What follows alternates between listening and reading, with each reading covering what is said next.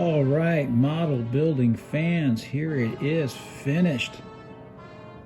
My homage to the Creature Crate, a very famous garage kit that I think was available in the early 2000s. I'm not sure. I saw an example of it on the website Monsters in Motion, and I never had one.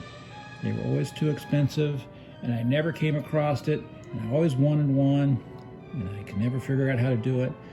And I saw that some people were out there recreating the Creature's Crate using other things.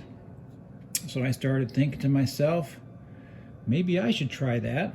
And of course, with the 3D printing capabilities, I was able to go on, I guess it's Maker World and thingverse, and piece this together from various files. I don't know how many files are in it, several, probably more than 5 or 6. The tub came from one file on Maker World.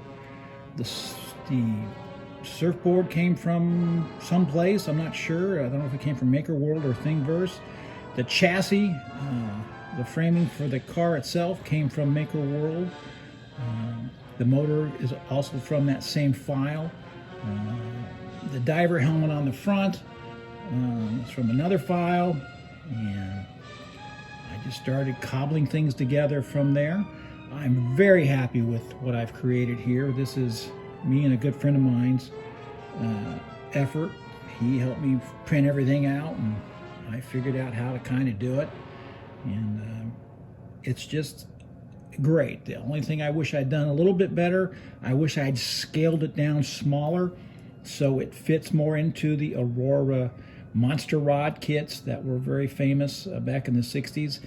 As far as I know, only re-released once, and I have all of them. I've built all but the mummy, and I wish it was in that scale, which if I went back into it again, I probably could scale it down and make that fit. But we were making it up as we went, so the scale is a little bit bigger. I thought several times about giving up, but I stuck with it, and I made it work. And I think that's part of what I'm really going to remember most about building this thing. It's a creature crate. I took time to work it out and do what I could do with it and make it my own. I do not know who originally created this. All my research online gave me multiple different people, so I don't know who it was. So if you're the original person who came up with the idea of the Creature Crate, because Aurora, for some reason, did not release it in that initial run of those very awesome kits, thank you. You certainly inspired me to make it. I would love to have the garage kit. It's made from resin. I have not built a lot of resin kits, and I'm not very good with it. But I would love to have it, but it's just too expensive. It's hundreds upon hundreds of dollars if you can find one. And I just haven't seen one. I've never seen one. I've only seen pictures of it. I've never seen one in the wild, as they say.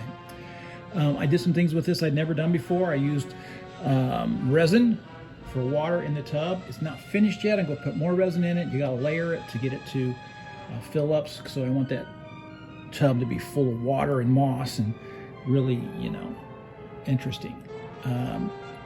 But I got about a 1/4 inch of resin in there, and the instructions say you shouldn't go above 1/8 of an inch and let it dry for 24 hours.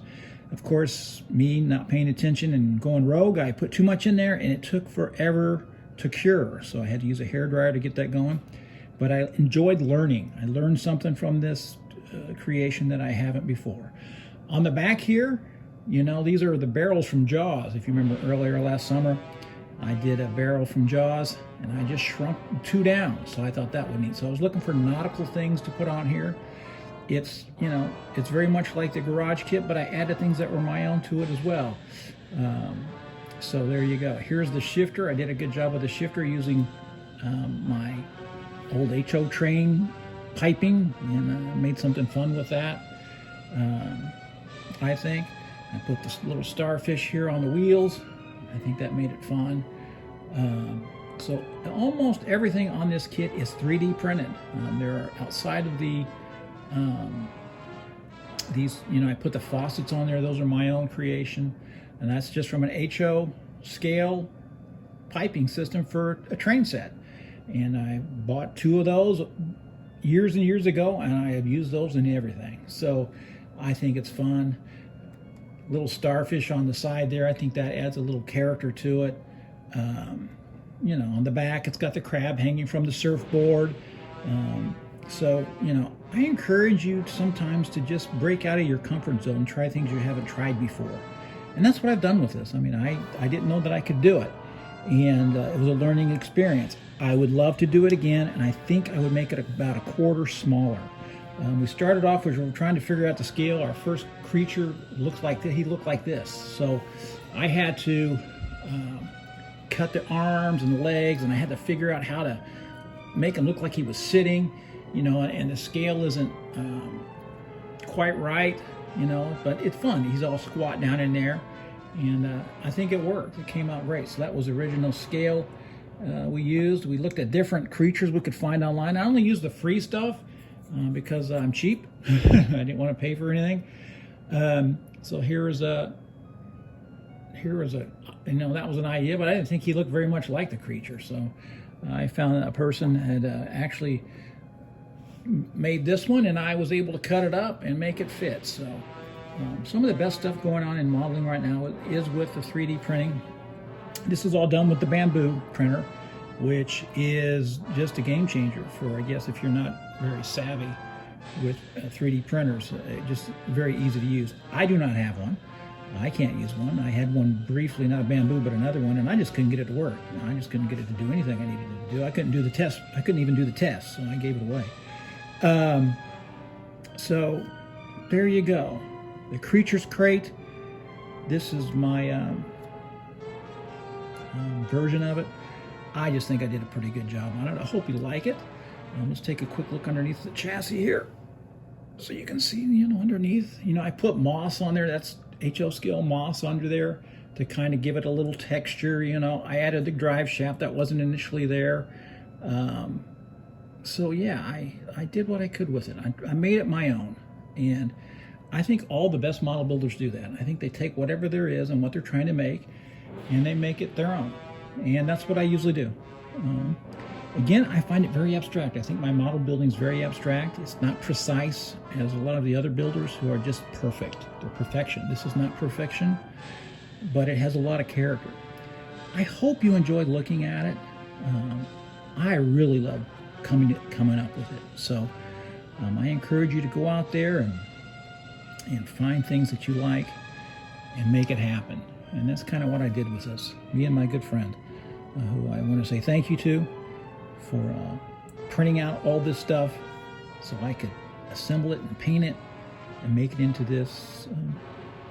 It's just a beautiful sculpture. I just love it. It's just art. It's art form.